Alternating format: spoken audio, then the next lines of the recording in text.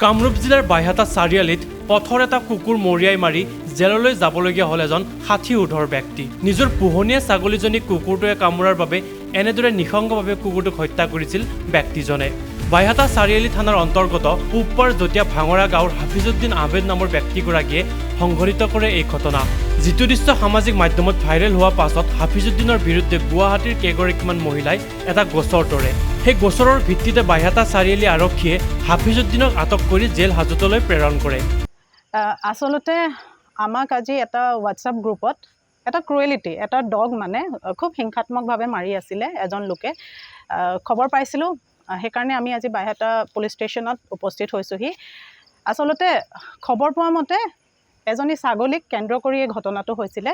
মানে সেই ৰাস্তাৰ কুকুৰটোৱে এজনী ছাগলী কামুৰিছিলে, তাক কেন্দ্ৰ কৰিয়ে এজন মানুহে নিৰ্মমভাৱে হত্যা কৰিছে কুকুৰটোক।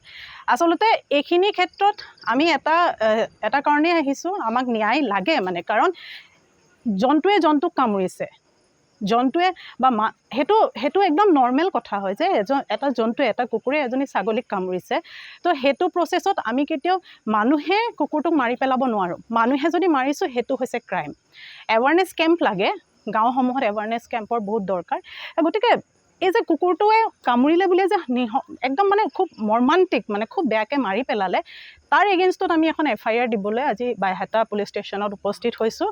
আৰু আমাৰ আশা আছে, আমি হোপ ৰাখিছোঁ যে পুলিচে আমাক, মানে প্ৰশাসনে আমাক খুব ভাল এটা ৰিজাল্ট দিব বুলি। যিহেতু ক্ৰাইম হয় আৰু আজি টাইমত যিটো এনিমেল এবিউচিং কেছ হওক বা ক্ৰুৱেলিটি কেছ হওক, সেইখিনি ক্ষেত্ৰত যে লখন খুব ষ্ট্ৰিক্ট হৈছে, সেই বস্তুটো আমি ৰাইজক মানে জ্ঞাত কৰিবৰ কাৰণে আজি আমি গুৱাহাটীৰ পৰা ওলাই আহিছোঁ, আজি ইয়াত উপস্থিত হৈছোঁ। সকলো আমাৰ ইণ্ডিভিজুৱেল এনিমেল ৰাইটছৰ এক্টিভিষ্ট আছে, আমি সকলোৱে একগোট হৈ আমি এজেহাৰখন দিব আহিছোঁ যাতে এই ক্ৰাইমবোৰ ষ্টপ হয়, বন্ধ হয়। অন্যান্য বাতৰিৰ বাবে চাই থাকক নিউজ ডেস্ক ৰিপৰ্ট।